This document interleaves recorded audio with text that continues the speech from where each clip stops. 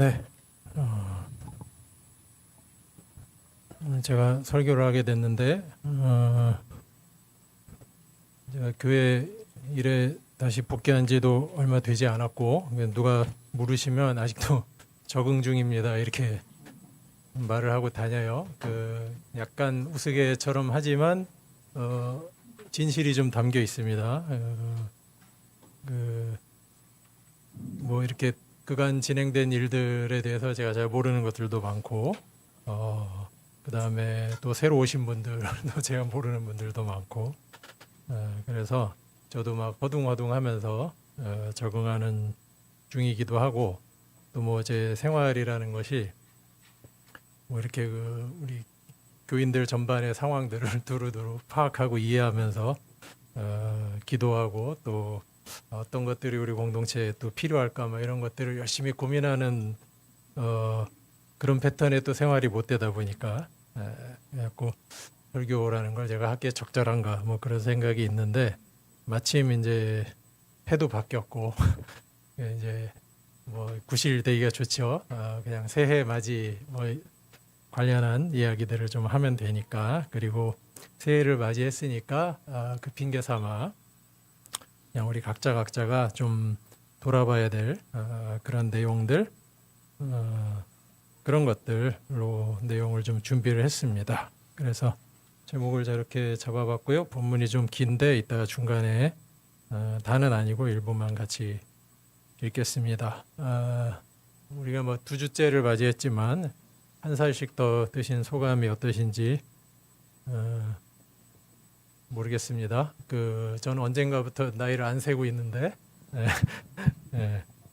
안 세고 있어요. 뭐 어디 TV나 뭐 이런 데 보면 뭐 30대에는 시간이 30km로 가고 40대에는 40km로 가고 50대에는 50km로 가고 뭐 그런 얘기 하는데 그렇게 느끼시나요? 아, 그러세요? 저는 잘 모르겠는데 뭐 그런 게 실제 있겠습니까? 그냥 하는 얘기죠. 하는 얘기고 우리 교회도 옛날에는 우리 교회가 20대부터 40대까지 이렇게 있었는데 지금 보니까 20대부터 70대 뭐 이렇게까지 있게 되었는데 아무튼 저희 교회 형님 누님들은 시간이 어느 정도 속도로 가시는지 모르겠어요. 근데 해가 바뀐 거를 뭐 우리가 뭐 의미를 부여해서 이야기를 하다 보니까 이제 그런 얘기를 하게 되는데 그걸 그냥 자연과학으로 환원시켜서 이야기를 하면 우리가 지구라고 그냥 이름 붙인 어떤 행성이라는 것도 이름 붙인 거죠. 태양이라고 이름 붙인 어떤 항성을 그냥 한 바퀴 돈 거예요, 그죠? 한 바퀴 돌았는데 이번엔 이렇게 돌았으니까 이 다음에 똑같이 돌면 재미없으니까 반대로 돌자든가 뭐 이렇게 돌아보자든가 뭐 그런 게 아니고 그냥 천년만년 계속 돌고 있는 거예요. 그렇죠? 근데 사람은 이제 그런 설명만으로는 살질 못하죠. 의미가 있어야 됩니다. 그래서 사람은 거기다 숫자를 가져다 붙이고 시간이다 뭐 이런 개념을 설정을 하고 거기서부터 시작과 끝, 그렇죠? 그다음에 흘러가고 다가오고 뭐 이런 생각들을 해내요. 그다음에 그러다 보니까 이제 또 생겨나고 사라지고 그럼 그 생겨나고 사라지는 과정 속에서는 가만히 있는 게 아니라 계속 운동하고 변화하고 뭐 이런 의미들을 부여합니다. 왜 굳이 그렇게 의미를 부여할까 생각해 보면 사람 스스로가 그런 게 있잖아요. 아무래도 태어나고 죽고 이런 과정이 있다 보니까 시작과 끝이 있다. 사람이 그런 어떤 유한한 존재라고 하죠. 그것을 그런 걸 알고 스스로가 늘 그런 유한성 속에 갇혀서 그다음에 항상 한결같지 못하다. 늘 변화하고 변화 자체는 나쁜 것은 아니지만 때로는 한결같지 못한 게 그런 게 좀 좋지 않은 의미로 다가올 때가 있지 않습니까? 그런 존재라는 자각을 하기 때문에 아마 그렇게 의미 부여를 하는 것 같아요. 시작과 끝이 있고 그 가운데서 늘 변화할 수밖에 없다. 뭐 바꿔 말하면 이제 늙을 수밖에 없다. 뭐 이런 걸 알기 때문에 사실은 그냥 아는 데서 그치는 것이 아니라 왜인지 모르겠지만 그건 뭔가 문제라고 생각을 하기 때문에 사람은 그래서 그런 자기 같지 않은 그 무언가, 그러니까 잘 변하지 않는 것 같은 그 무언가를 갈망하기도 하고 또 추구하기도 합니다. 또 그렇게 변치 않아 보이는 그 어떤 것을 찾아서 그런 한결같지 못한 자기의 처지를 하소연하기도 하고 또 거기에 기대서 몸은 비록 한결같지 못하지만 자신의 뜻이나 어떤 중요한 어떤 결심 같은 것은 변치 않고 유지되기를 바라보기도 합니다. 이 동아시아 우리나라를 포함한 동아시아 문화권에서는 그렇게 이제 그 무상하다고 하죠. 그 상자가 이제 항상 상자인데, 그러니까 한결같지 못하다는 말이에요. 무상한 그런 자기를 기대 볼 만한 것으로 자연을 많이 이야기를 합니다. 제가 이제 구약이나 유대교 이런 게 전공이 아니라 잘은 모르겠는데 시편을 읽어보면 조금 다른 것 같아요. 시편에 자연물이 등장하는 구절들 대표적으로 19편이라든가 29편 그런 나중에 한번 찾아보십시오. 읽어보시면 자연물이 등장하는데 아마 히브리 사람들은 이 창조의 신앙이 워낙 머릿속에 꽉 박혀 있어가지고 자연물도 하나님의 일하심을 드러내주는 그냥 그 어떤 소재, 도구로 보통 이야기를 합니다. 근데 동아시아는 그렇지는 않아요. 그러니까 말씀드린 것처럼 무상한 자기를 좀 기대봄직한 사실은 자연 만물이 진짜 영구적이라고 생각해서 그랬겠어요. 그냥 그런 것이려니 적어도 내가 사는 날 동안에는 저 산 그대로 있으니까 저 산에 기대서 그냥 내가 그런 것들을 좀 의지해 볼까 이런 이제 감성들이 좀 발달했다는 것이죠. 한시가 있잖아요. 한시 하면 이제 머리가 깝깝해질 텐데 그런 구절이 굉장히 많습니다. 한시 가운데는 근데 그 중에서 아주 백미로 꼽히는 그 구절이 있어요. 제가 하나 소개를 해드리겠습니다. 이렇게 네. 깝깝하죠? 네. 근데 잘 보면 읽으실 수 있는 분들 꽤 계실 겁니다. 아마 아시는 분들도 계실 거예요. 이거 한번 누가 읽어보시겠어요? 네, 연년세세죠. 이게 같은 말입니다. 그냥 이게 해라는 뜻이고 이것도 해라는 뜻이에요. 세월할 때 그 세자죠. 연년세세. 요건 세세년년 말만 바꿔놓은 거예요. 꽃은 해마다 비슷한데 사람은 아마 그 꽃을 보는 사람이겠죠. 사람은 해마다 같지를 않더라 그 얘기예요. 딴 사람이 본다는 얘기가 아니라 보고 있는 자기가 작년에 그 내가 아니라는 얘기예요. 저희도 집은 개딱지만 하지만 그 마당이 조그만 게 있어서 거기다 그 매화를 심어놨는데 항상 3월 한 중순쯤 되면 핍니다. 기가 막히게 그 시기를 잡아서 핍니다. 그 피는 걸 보면 조금 무서운 생각이 들 정도로 이렇게 자연이 이렇구나. 그래서 사람들이 자연을 가지고 그렇게 이야기를 했구나. 그런 생각이 듭니다. 꽃은 해마다 피는 꽃은 비슷한데 해마다 그 꽃을 보는 사람은 같지를 않네. 이 대목에서 뭔가 울컥하고 솟구치는 게 있으시는 분은 마음속으로 손을 드십시오. 늙으신 겁니다. 근데 이제 인생이 무상하다라고 하는 거는 그냥 태어나서 늙다가 죽어가더라 이 얘기만은 아니겠죠. 꽃을 보는 사람, 여기서 꽃을 보는 사람은 실제로 자기가 늙었을 수도 있고 그냥 몸이 늙은 게 문제가 아니라 예전에 어떤 순수함이나 열정이나 패기나 이런 것들을 어디는 이제 홀랑 팔아먹고 어쩌다 내가 이 지경이 되었나 이런 생각을 하는 중일 수도 있습니다. 그러고 있는데 일정한 시기가 오면 무섭도록 한결같이 꽃이 피어납니다. 굉장히 잔인하죠. 이 대목에서 또 그게 왜 그렇게 잔인한 일인지 모르겠다 하시는 분들은 역시 마음속으로만 손을 드십시오. 이분들은 다행히 아직 인생이 때묻지 않았거나 크게 잘못하신 일들이 아직 없으신 그런 분들입니다. 유명한 영화 대사가 있습니다. 사랑이 어떻게 변하니 이런 말이 있죠. 철 모르는 사람의 그 애처로운 물음입니다. 사랑도 변하고 우정도 변하고요. 세상도 변하고 그때는 맞고 지금은 틀린 그런 일들이 계속 벌어집니다. 그런 가운데서 내가 그래도 어떤 마음, 어떤 결심, 어떤 가치, 어떤 순전함 이런 것들을 뭔가 지키고 붙들어야 되는 필요나 부담이 생기면 예전에 이 동양 사람들은 자연에 기대곤 했다라는 것이죠. 그 옛날 우리 선조들이 호를 쓰잖아요. 호. 호를 짓는 가장 흔한 방식 중에 하나가 자기 그 가까운 주변 자연 환경, 자연 사물을 활용하는 겁니다. 그래서 지금 어떤 산봉우리의 이름을 따거나 아니면 어떤 바위의 이름을 따거나 아니면 어떤 냇물의 이름을 따거나 이런 경우가 이제 대부분입니다. 가장 흔한 방식 중에 하나죠. 또는 이름을 따기도 하고 그 이름을 자기가 의미를 붙여서 예를 들면 냇물의 이름을 바꿔 불러요. 그리고 그걸 자기 호로 삼아 버립니다. 이런 인물 대표적인 사람이 이제 퇴계 이황 같은 사람이죠. 그 집 앞에 가시면 이게 물이야 쉽게 누가 빨래하다가 흘려놓은 것 같은 정도의 양의 그 물 흐르는 것 같지도 않은 그 개울을 굳이 자기가 물러날 퇴자를 써서 이름을 붙여가지고 퇴계라고 자기 말년의 호로 삼습니다. 예를 들면 뭐 율곡 같은 분은 그 율곡이 호가 무슨 뜻인 줄 아십니까? 그 파주에 가면 율곡 선생 그 이제 친가죠, 친가. 그 강릉 오죽헌은 외가고요. 거기 동네 이름입니다. 율곡 우리말로 하면 밤골입니다. 밤골. 밤골은 전국에 천지에 흔하죠. 여기 북한산도 가다 보면 밤골 있고요. 그냥 그게 자기 호예요. 자기 호고. 이 동네에 사는 분이 있었다면 뭐라고 지었을까요? 네, 여기 이제 모래내가 있죠. 모래내. 모래내 사천이라고 하죠. 근데 보통 이제 천자도 많이 쓰는지 모르겠는데 보통은 냇물을 말할 때 개자를 씁니다. 개. 그래서 모래사자 냇물개자 하면 사계라는 그럴싸한 호가 되죠.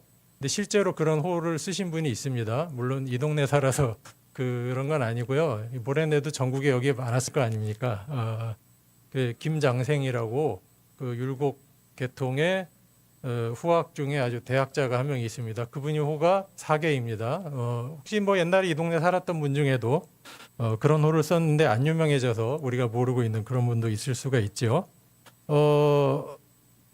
소나무나 대나무 이런 것들이 어떤 절개나 지조의 상징으로 칭송받는 것도 잘 변치 않더라라는 것이기 때문이죠. 또 머리 아픈 거가 또 하나 보여드릴 텐데 이 그림은 아시죠? 이게 추사 김정희가 그린 세한도라고 하는 겁니다. 여기 세자가 이제 그 앞에서 본 그 세자예요. 이 그림이 이제 사연이 있어요. 이게 이 제주도에서 귀향살이 하다가 그린 그림인데 본인의 제자 중에 이제 이상적이라고 하는 역관이 있었습니다. 이제 귀향살이를 한 7, 8년 하거든요. 귀향살이를 하니까 뭐 위치도 하필 제주도고 그러니까 누가 참 찾아보기도 그렇고 그렇잖아요. 그러니까 굉장히 외롭고 쓸쓸한 세월을 보내고 있었을 텐데 이 사람이 역관이다 보니까 중국을 많이 왕래를 했어요. 근데 김정희가 이제 지금으로 말하자면 그 최첨단 지식인이거든요. 조선 사회에서는. 그러니까 이제 해외에 이런저런 문물을 이 이상적 씨가 이 선생님이 외로우시니까 계속 구하기 어려운 책들을 막 북경 가서 구해다가 계속 갖다 주고 보내주고 합니다. 그러니까 너무 고마운 거예요. 지금 자기 처지 완전히 끈떨어진 연 같은 처지가 돼서 아무도 나를 찾지 않고 나 친하던 사람들은 나를 몰라라 해야 되는 그런 상황인데 이상적 이 사람은 마치 그냥 권세가 집에 사람들이 모여들듯이 이런 비참한 처지에 있는 나를 끝까지 찾아와주고 이 어려운 책들을 구해서 전해주니까 너무 고맙다. 그래가지고 답례로 그려준 그림입니다. 여기 이제 나무 그려놓고 글을 써놨죠. 요 옆에 이제 글과 요 제목이 바로 그 사연을 이제 담아놓은 거예요. 근데 요 세한이라는 말은 요게 해가 바뀔 때 추위입니다. 그러니까 설 무렵에 있는 추위인데 오늘 같은 그런 추위를 말하는 거 아주 극심한 추위, 아주 극심한 추위 세한. 요게 이제 논어에 나오는 말인데 그 극심한 추위가 지난 연후에 알게 된다. 송백, 소나무와 이게 뭐 측백나무, 중국에선 측백나무라고 하기도 하고 우리나라에서 이제 잣나무라고 번역하기도 하는데 소나무와 측백나무가 나중에 시든다는 걸 알게 된다. 그러니까 이 한파가 몰아칠 때도 다른 한파가 몰아치면 다른 식물들은 다 이제 온데간데 없이 자취를 감추는데 소나무와 이 잣나무 혹은 측백나무가 남아가지고 나중에 시들더라. 그러니까 이게 의리가 있고 지조가 있는 친구들인 걸 알게 된다라는 거예요. 엄청 혹독한 추위가 몰아쳐야 그 얘기입니다. 그 얘기를 이제 담아가지고 그 고마움을 담아서 제목을 붙이고 이걸 그린 그림이에요. 그러니까 모든 게 다 덧없고 막 변할 수밖에 없는 그런 세상 속에서 변치 않는 그 무언가가 있다면 그 굉장히 가치 있는 일 아니냐 이런 거를 자연에 빗대서 이야기하는 그런 감수성이 짙게 배어 있는 그런 말이죠. 제가 뭐 이렇게 동양 뭐 이야기하려고 이런 얘기를 시작한 건 아니고 우리가 태어나고 죽고 그다음에 시작과 끝을 경험하고 그 가운데서 이제 한결같기 어려운 그런 인간과 비교해서 기독교 신앙은 하나님을 영원하신 분, 변함없으신 분 이렇게 믿고 고백합니다.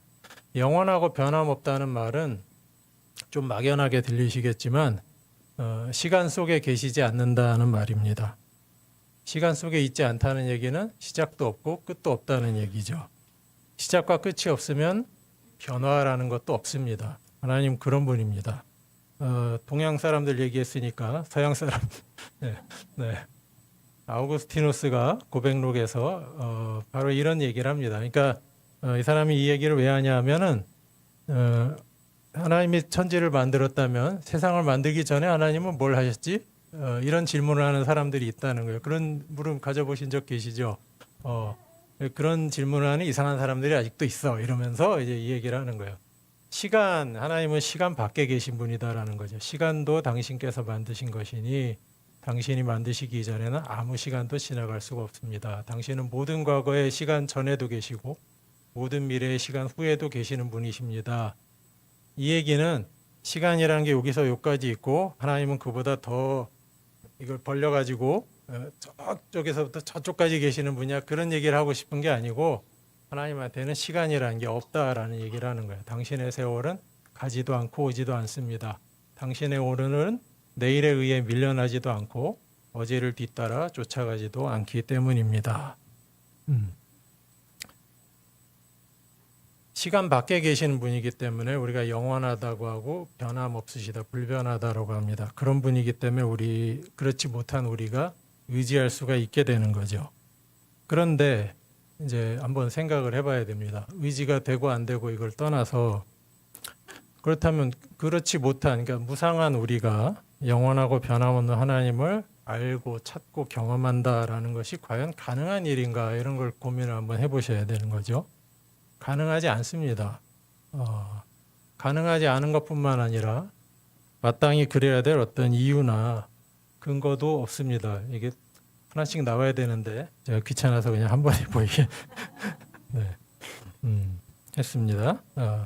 뭐 우리 유한한 인간 편에서는 그걸 사모하기도 하고 그게 좋아서 또 바라고 요구하고 뭐 경우에 따라서는 떼쓰고 할 만한 일인지는 모르겠지만 하나님 편에선 사실 필요하지 않은 일일 것 같죠. 네. 당신에게 덕될 것이 뭐가 있겠습니까? 자연스럽지도 않고 당연하지도 않다. 아이고,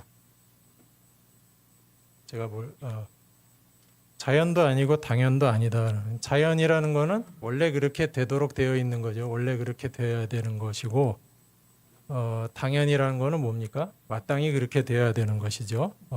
근데 이 만남은 원래 그렇게 되어야 되는 것도 아니고 마땅히 그렇게 돼야 된다고 요구할 수 있는 그런 일도 아닙니다. 그래서 우리가 이 앞에 모니터가 있었군요. 바보같이 왜 그랬을까? 네. 그래서 우리가 하나님하고 입을 열 때 그냥 습관적으로 열지 마시고 감히 우리가 입에 올릴 수 없는 말을 하고 있다 이런 생각을 하셔야 됩니다. 감히 우리가 하지 못할 짓을 하고 있다 이런 사실을 잊으시면 안 됩니다. 그런 두려움과 경외감이 없는 것은 또 신앙이라고 보기 어려운 측면이 있죠. 이거는 뭐 물과 기름 같은 거로는 갖다 댈 수도 없는 그런 질적인 차이가 인간과 하나님 사이에 있습니다. 그 차이를 지우고 혹은 메우고 하나님과 사람이 만나게 된다라는 것은 오직 하나님 편에서 당신을 낮추고 비우고 버리고 우리를 찾아오시기 때문에만 가능하다라는 것이 성경이 누누이 강조하는 것이고 뭐 여기에 대해서는 굳이 제가 많은 이야기를 하지 않아도 될 것이라고 생각을 합니다. 인간과 하나님의 만남은 우리가 우리 한계를 넘어가서 우리가 시간을 초월해 가지고 또 우리가 무슨 짓을 해든 불변하는 그 무언가를 우리 안에 하나 만들어서 장착을 해 가지고 우리가 그렇게 우리를 초월해 가지고 만난 것이 아닙니다. 거꾸로 시간을 초월해 계시는 하나님께서 시작과 끝이라는 시간의 굴레 속으로 당신을 가두어서 찾아오셨죠.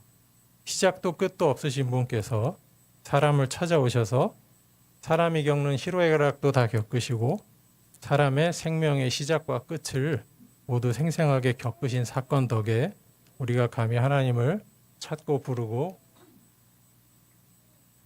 저 위에서 해주신 모양입니다. 네, 의지할 수 있게 되는 것이죠. 그래서 사실은 우리가 하나님을 알고 부르고 의지하는 것 자체가 그것 자체가 거저받은 선물입니다. 성경은 이것을 은혜라고 하죠. 하나님을 믿는 우리의 신앙과 삶의 근거는 은혜입니다. 사람이 초월을 추구했기 때문이 아니에요. 그 은혜는 앞에서 본 것처럼 다 보여주셔도 돼요. 네, 앞에서 본 것처럼 자연과 당연을 깨고 넘어선 겁니다. 자연과 당연을 깬 건 사람이 아니고 하나님입니다. 하나님께서 그것을 깨는 방식이 어떠했습니까? 자기를 낮추고 사람과 더불어서 그 한계를 같이 겪은 겁니다. 이게 은혜의 특성입니다. 그렇게 보면 하나님과 우리와의 만남을 위해서 우리더러 그 시간 가운데 매여 있는 너희의 한계, 시작과 끝을 가질 수밖에 없고 그 가운데서 한결같지 못한 그런 우리의 한계를 넘어서 나를 찾아와라 이러지 않으시는 것이야말로 진짜 은혜입니다. 왜냐하면 그 불가능한 요구를 우리한테 하지 않아서 은혜인 것이 아니고 그런 뭐 그래서도 은혜이겠지만 제가 말씀드리는 그 뜻이 아니고 사람이 자기 한계 너머에 어떤 초월적인 무언가를 찾고 그것과 하나 되려고 하는 그런 노력들 있지 않습니까?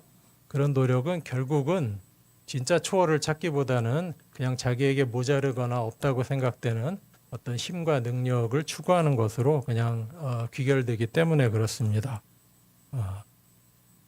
그것은 정확히 좀 전에 말씀드린 은혜의 특성 있죠. 자기를 낮추고 사람과 더불어서 그 한계를 오롯이 겪는 것. 그 은혜의 특성과 아주 반대되는 것입니다. 그리고 그런 힘 추구이기 때문에 뒤에 살펴보겠지만 인간의 초월 추구가 실패하는 이유입니다.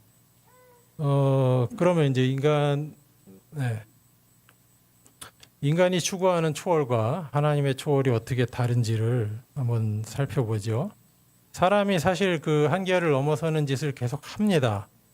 현실 세계와 인간의 한계를 넘어서는 그런 초월적인 무언가, 그게 뭐 신일 수도 있고요. 어떤 이념일 수도 있습니다. 그런 것들을 그려내고 또 그것과 이렇게 거리가 있는 것 같으면 그걸 메우려고 합니다. 하나 되려고 합니다. 그런 거를 우리가 이제 인간의 종교성이라고 이야기를 합니다. 그런데 이제 이렇든 저렇든 그 그림이라는 것이 사람 사는 세계의 논리로 빚어진 사람의 그림이라는데 이 안타까움과 비극이 있습니다. 그게 숭고한 방식으로 추구되든 혹은 천박한 방식으로 추구되든 대체로는 결국은 어떤 힘을 원하는 것입니다. 혹여 그 그림이 정의로울 수 있는데 정의롭다 하더라도 나름의 정의일 뿐이고 또 그 그림이 평화로울 수도 있는데 그 그림이 평화롭다 하더라도 나름의 평화일 뿐입니다. 모든 사람에게 적용되고 해당되는 온 세상에 적용되고 해당되는 궁극적인 정의와 평화를 그 그림들이 담아낼 수가 없습니다.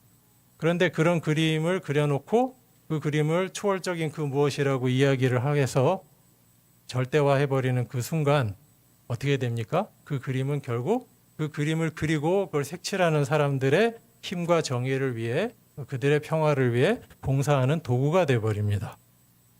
아까 인간의 그 초월 추구가 실패한다고 그랬죠? 여기서 벌써 초월성이라는 것은 그 그림을 정당화해주는 그냥 수식어로만 남게 되는 것이고 실제로는 이미 거기서 상실돼 버리는 것입니다.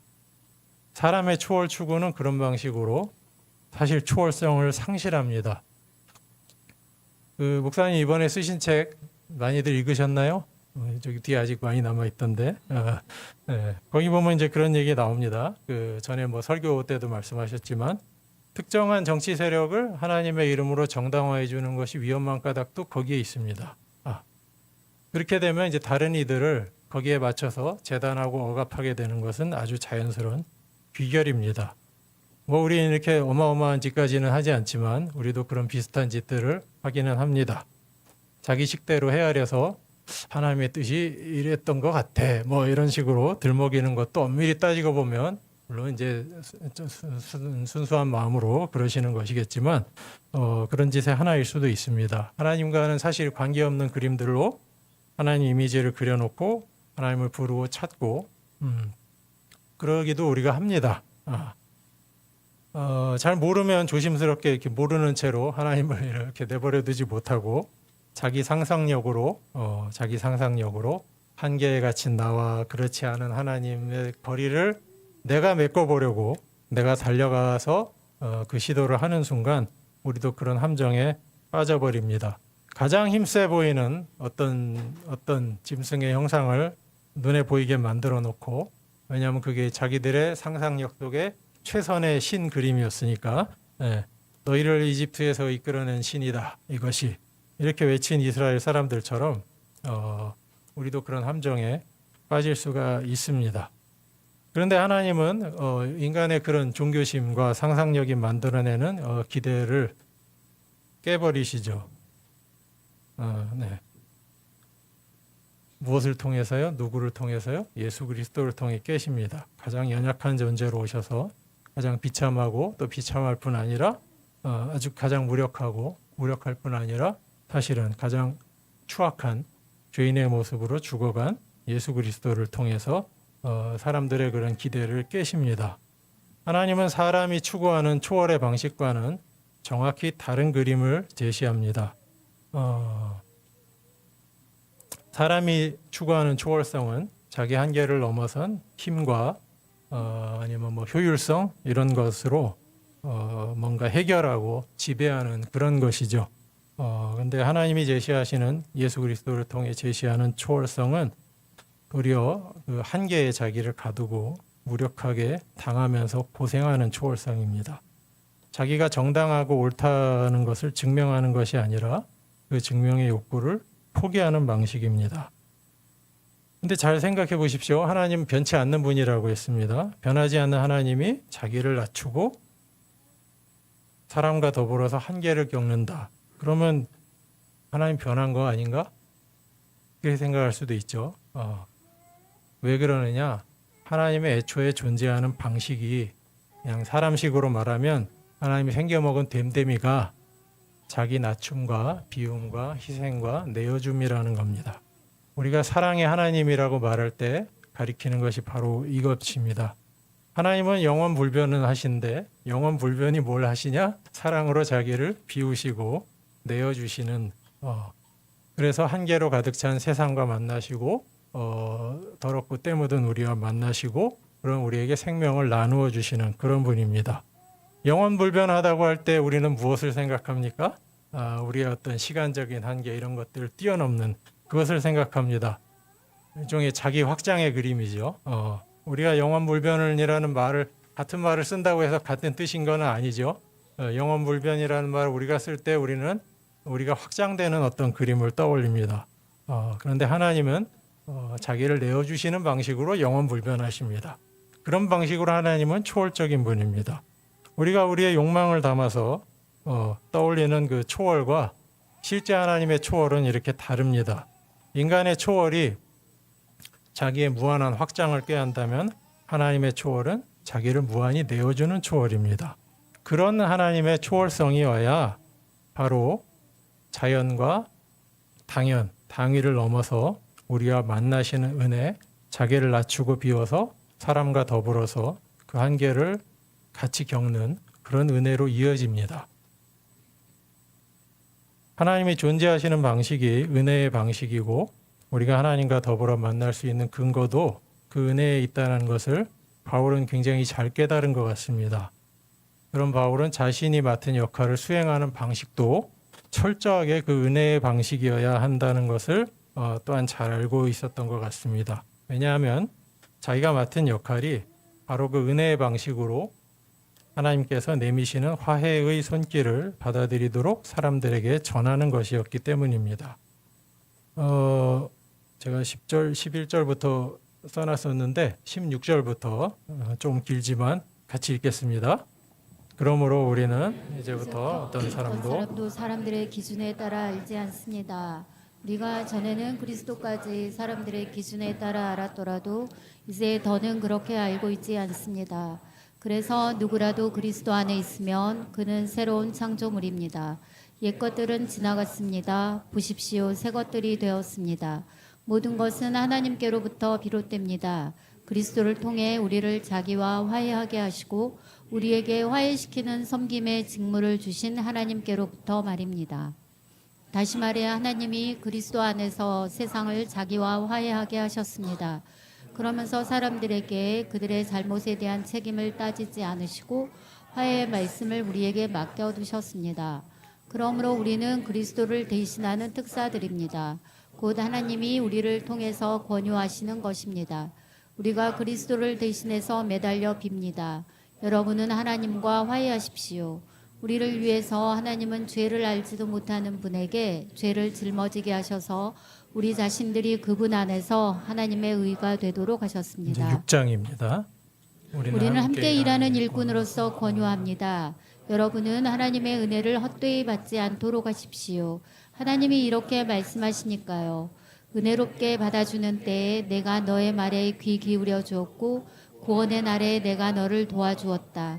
보십시오, 지금이야말로 은혜 받기에 맞은 때입니다. 네. 보십시오, 지금이야말로 구원의 날입니다. 어디서든지 아무에게도 거리끼는 장애물을 놓지 않으려 합니다. 이 섬김의 직무가 책잡히지 않도록 말입니다. 우리는 어떤 상황 가운데서도 우리 자신들을 하나님의 일꾼으로 떳떳이 내세웁니다. 우리는 많이 견뎌내면서 큰 어려움과 쭈들림과 옥죄임과 매맞음과 옥에갇힘과 난리와 힘든 일과 잠 못 잠과 먹지 못함 가운데서도 그렇게 합니다.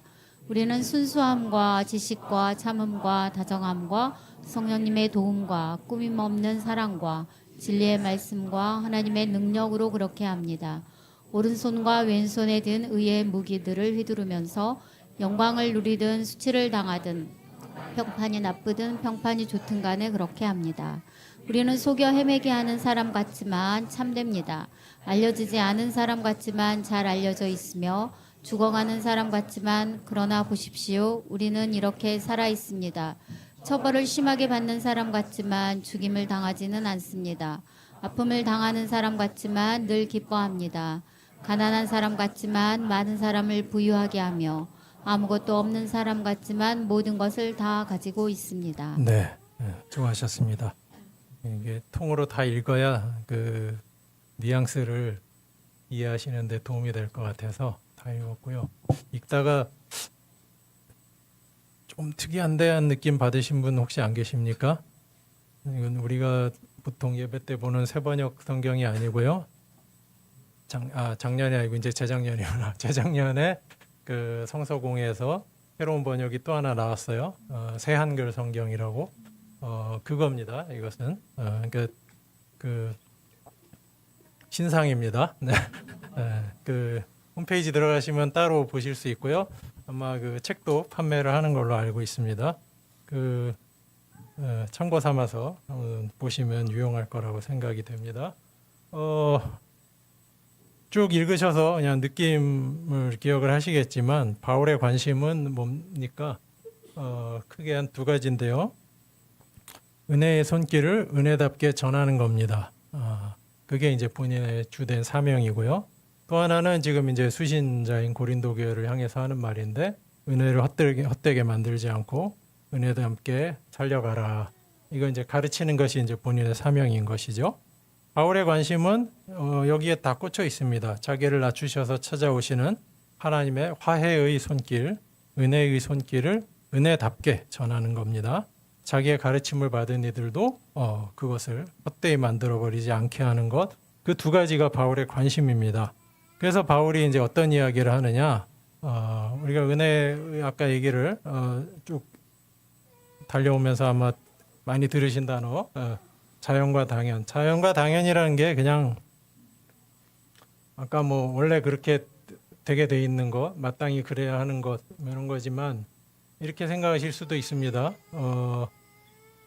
그냥 그냥 그래 이건 원래 그런 거야라고 이야기하는 뭐 우리가 핑계 댈 때도 뭐 그런 얘기 하잖아요. 것이고 이건 뭐 마땅히 그래야만 해. 뭐 이거는 뭐 쉽게 이해하실 수 있을 겁니다. 그걸 깨는 은혜의 성격을 바울이 담아내기 위해서 바울이 선언합니다. 이제부터 누구도 사람의 기준에 따라 알지 않는다. 누구든지 그리스도 안에 있으면 새로운 창조물이다. 라고 선언합니다. 왜냐하면 그 5장 19절에 보시면 하나님이 그리스도 안에서 세상을 자기와 화해하게 하셨는데 사람들에게 그들의 잘못에 대한 책임을 따지지 않으시고 화해의 말씀을 우리에게 맡겨두셨다라는 겁니다. 사람들의 잘못에 대한 책임을 따지지 않으시고 그게 중요합니다. 죄인이 벌받고 의인이 상을 받아야 된다. 이건 당연이죠. 이게 당연한 정의의 법칙마저도 하나님 깨셨다라는 겁니다.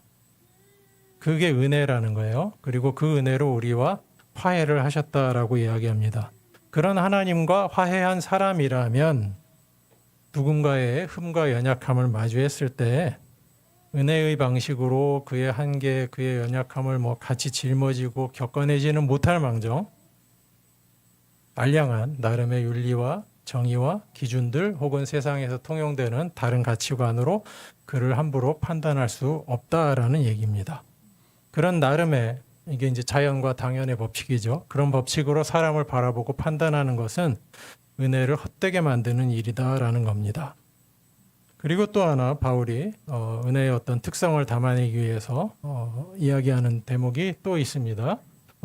자기를 비워서 인간을 섬기는 그 하나님 은혜의 아주 주된 특성을 자기 사역에 담아내기 위해서 바울이 그 6장 4절 이하 아까 쭉 보셨죠?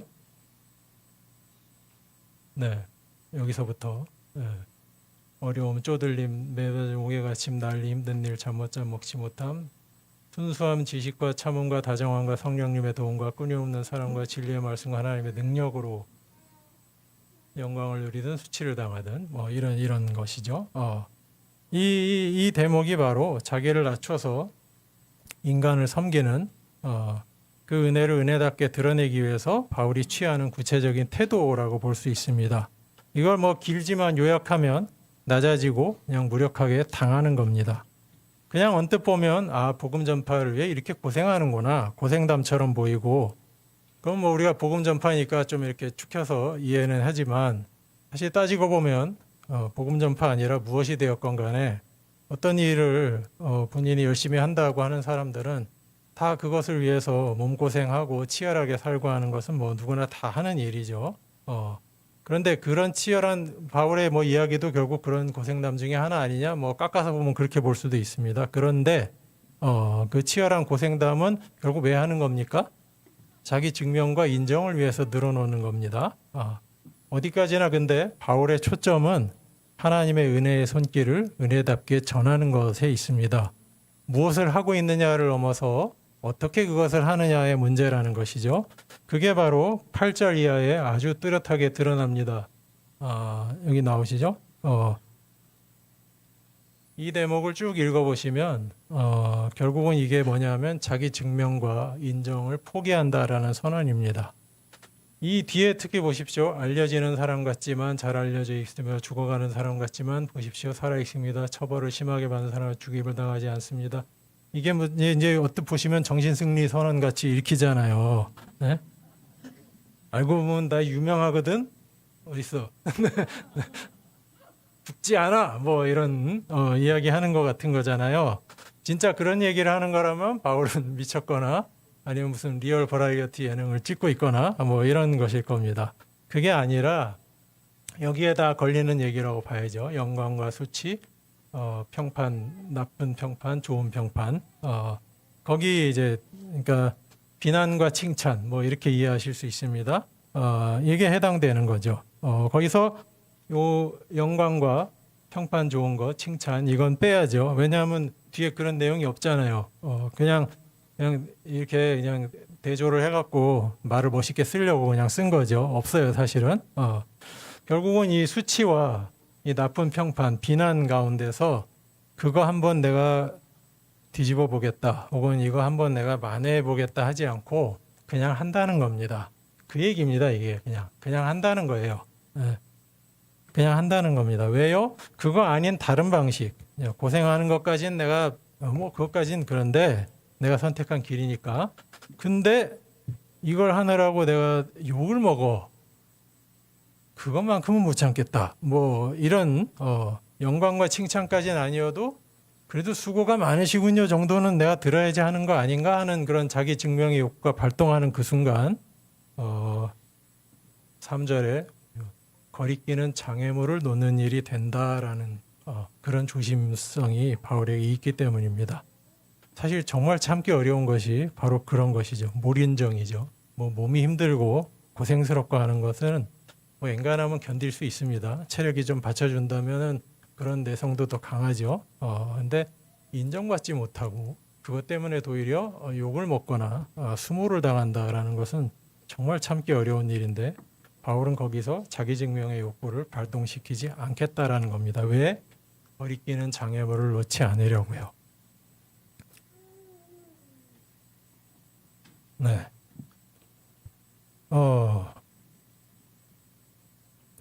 낮아지고 무력하게 당하고 자기 증명과 인정을 포기하는 방식으로만 하나님의 은혜가 우리를 통해서 드러날 수 있다라는 것이 바울의 확고한 생각입니다.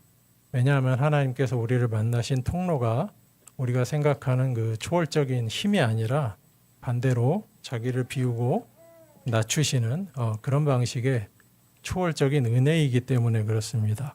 우리도 그 사람의 기준, 아까 5장에서 나왔던 사람의 기준에 따른 뭐 더 나은 사람 혹은 뭐 더 근사한 사람이 아니라 새로운 창조물로 살아가는 것이기 때문에 그렇습니다. 그래서 그 은혜를 누리는 신앙 공동체의 모든 사역과 활동은 그 은혜에 합당한 은혜의 방식으로 이루어져야 된다는 겁니다.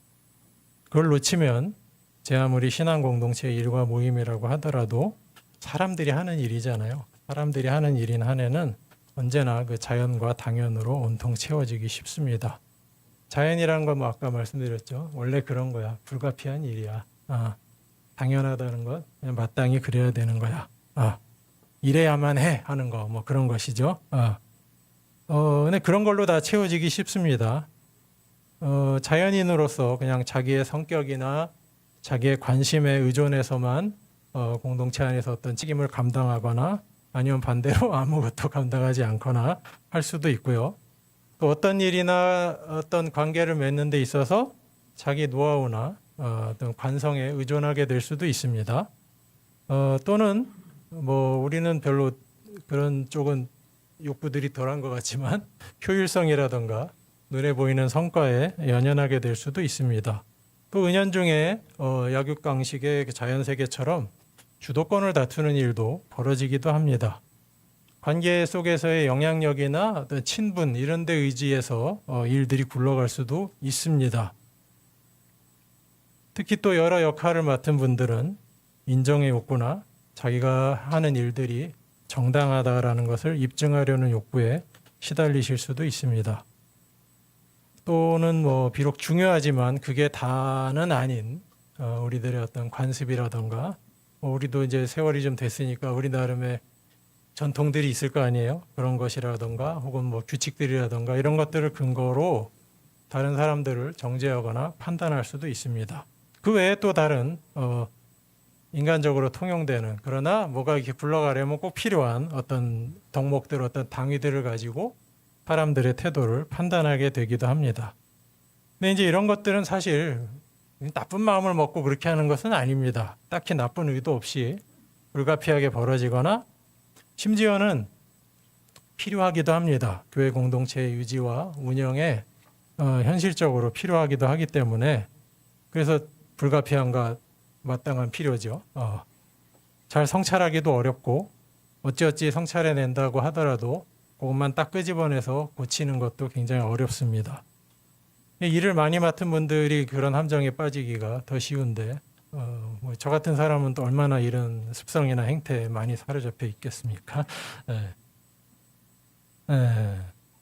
게다가 애초에 그런 자연과 당연을 넘어서 그걸 깨고 넘어선 쪽은 하나님이지 우리가 아니기 때문에 어쨌든 우리의 일들이라는 건 항상 그렇게 될 수 있다라는 겁니다. 그럴 때 이것을 깨고 넘어서는 은혜를 우리의 공동체 사리와 공동체 사역에 담아낸다라는 것은 그 막상 은혜라는 말이 주는 그런 나긋한 어감과는 다르게 아주 당황스럽거나 불편스러운 일이 될 수 있습니다. 근데 바로 그렇게 그 당황스럽고 불편스러운 것이기 때문에 사실은 낮아짐, 비움, 뭐 연약함, 뭐 이런 방식으로밖에는 이제 구현이 안 되는 것이죠. 자기 증명을 포기하는 것밖에는 달리 수단이 없다라는 것입니다.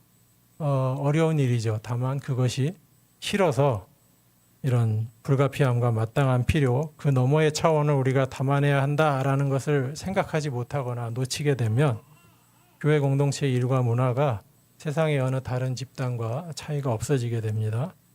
그렇게 하면 우리가 사람들을 알고 사람들을 대하고 또 함께 해나가는 모든 일들은 아까 5장에 나왔던 사람들의 기준에 따르는 일들로 전락해버리기 쉽습니다.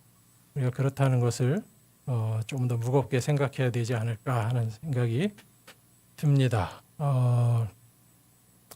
그렇게 되지 않기 위해서 바울의 권면처럼 은혜를 헛되게 받지 않는 우리 공동체의 올 한 해가 될 수 있기 위해서 낮아짐, 무력함, 연약함, 내어줌, 함께 그런 것들을 짊어지고 견디기, 자기 증명 포기하기, 이런 말들을 한데 다 묻기에는 다소 소극적인 표현처럼 들리시겠지만 제가 달리 더 좋은 표현이 아직까지 생각이 안 나서 조심스럽게 더듬어 가기라는 말을 제가 한번 제안을 해봅니다. 언뜻 아까 읽었듯이 치열해 보이고 정신승리 선언처럼 보이기까지 하는 바울의 이야기는 나중에 한번 다시 잘 살펴보십시오. 보면 볼수록 그 거리끼는 장애물, 그걸 자기가 놓게 되는 그런 불상사가 벌어지지 않으려고 대단히 신중하고 조심스러운 태도를 내가 유지하면서 사역을 한다라는 이야기로 보이기 때문입니다.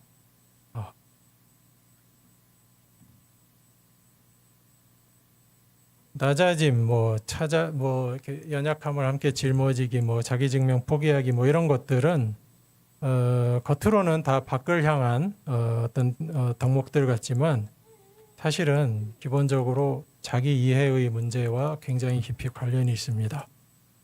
자기 자신을 은혜 가운데서 이해하는가, 아니면 불가피함과 마땅히 그래야 함, 이렇게 되어야 함으로 꽉 채워진 가운데서 이해하고 있는가의 문제라는 것이죠. 자기를 돌아보고 성찰하는 태도가 그래서 아주 중요해집니다. 어떤 구체적인 행위에 앞서서 요청되는 자기 이해와 자기 성찰과 앞에 우리 동아시아 전통 이야기했으니까 자기 수양의 문제라고 생각하시면 됩니다. 바울이 본문에서와 같이 은혜를 은혜답게 드러내기 위해서 낮아지고 무력하고 수치와 비난을 묵묵히 감내할 수 있었던 것은 그가 자기의 존재를, 자기 됨됨이를 은혜라는 새로운 틀 속에서 새롭게 재정의하고 새롭게 이해했기 때문에 그렇습니다. 그래서 그 은혜를 베풀어 주신 사랑의 하나님의 그 영원토록 내어주시는 그 존재 방식을 닮은 은혜의 존재 방식을 자기 삶에, 자기 사역에 담아갈 수 있었던 것이죠.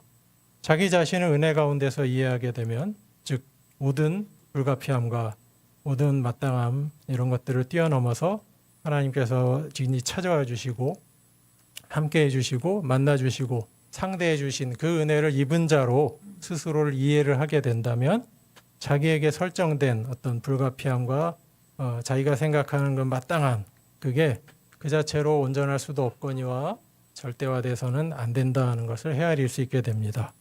자기에게 쌓여있는 경험과 판단이, 그것이 설령 신앙 공동체 안에서 헌신해왔던 경험과 판단이라고 하더라도 그게 언제든 자기 증명을 위한 또는 자기 정당화를 위한 수단으로 전락해버릴 수 있다는 것을 무섭게 알고 두려워하게 됩니다.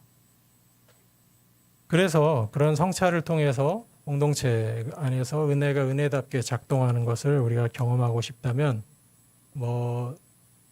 섬기고 참고 인내하시고 그런 얘기가 아니라 오늘은 자기 수양의 문제라고 했습니다.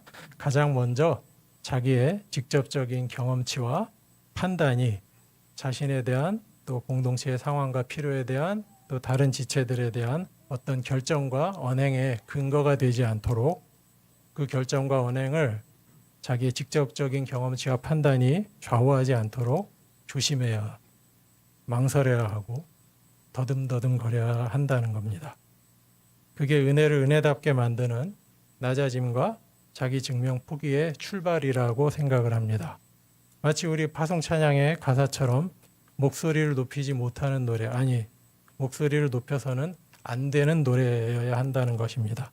내가 다 완벽히 소화했노라고 자신 있게 큰 소리로 내지를 수 없는 그런 노래와 같다는 것이죠. 하지만 굉장히 소극적으로 들리시죠? 그렇지만 조심하고 망설이는 그런 가운데 있어야 자기를 높이기가 민망해지고 어려워집니다. 자기를 정당하다고 주장하기가 쉽지 않아집니다. 그 조심하고 망설이는 순간에 아무것도 할 수 없어집니다. 즉 무력함을 몸소 겪는 장이 됩니다. 더듬더듬 하는 가운데 있어야 자기 증명의 시도가 설 자리를 못 찾고 헤매게 됩니다. 그렇게 결정과 언행이 조심스럽게 미루어진 채로 있어야 다른 사람들을 좀 다르게 보고 함께 짐을 지려고 다가갈 수 있는 여백도 내 마음에 생겨납니다. 적어도 내 나름의 어떤 자연과 당연, 불가피함과 마땅함을 가지고 돌이킬 길 없이 다른 이들을 재단해버리고 마는 그런 잘못으로부터 최소한 벗어날 수는 있습니다. 따라서 제가 얘기하는 이 조심스럽게 더듬어가기라는 것은 대단히 소극적으로 보이지만 실은 아주 적극적인 은혜의 통로가 될 수 있습니다. 그것이 참으로 우리 자신을 하나님 닮은 방식으로 초월할 수 있는, 즉 자기 확장이 아닌 자기 내어줌으로 우리 자신을 넘어설 수 있는 출발점이 될 수 있다라는 것입니다. 우리 그 파송 찬양 가사 그 뒷부분은 그 목소리 높이지 못하는 아득한 노래가 그 나라에서는 끝나지 않을 노래가 된다라고 하는 것과 같은 이야기입니다. 그 가사는 그냥 이렇게 보면 지금은 목소리 높이지 못하는 노래지만 나중에 그 나라에서는 끝나지 않을 노래다, 이런 뜻도 되겠습니다만 조금 더 깊이 들어가서 생각을 해보면 지금 이렇게 은혜에 매여서 은혜를 은혜답게 담아내고자 목소리를 함부로 높이지 못하는 그런 노래여야만 그 나라에서 끝나지 않을 노래가 된다라고 생각해 볼 수도 있을 것 같습니다. 기도하겠습니다. 제가 기도하고 마치겠습니다.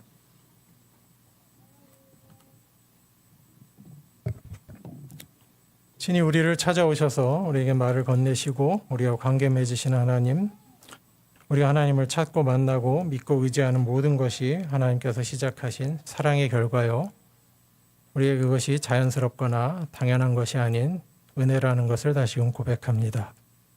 그 은혜를 통해 은혜 가운데서 자신을 바라보고 다른 이들을 바라볼 수 있는 눈을 주시고 우리의 직접적인 경험과 판단으로부터 자유롭게 하시며 우리가 불가피하다고 여기는 것과 마땅히 이래야 한다 저래야 한다고 여기는 것으로부터도 한 발 물러설 수 있게 하옵소서. 늘 우리 스스로가 은혜를 은혜답게 하는 일에 거리끼는 장애물을 놓게 되지 않을까 두려워하면서 자기를 높이지 않고 무력함을 감내하며 서로를 향해 너그러운 손을 내밀고 그 연약함을 함께 짐지고 겪으며 자기의 올바름을 자기의 옳음을 앞세우지 않고자 조심스럽게 한 발 한 발 더듬어가게 하시고 그렇게 함으로써 하나님께서 예수 그리스도를 통해 우리에게 보여주신 은혜의 길을 따라가는 우리 하나의 교회가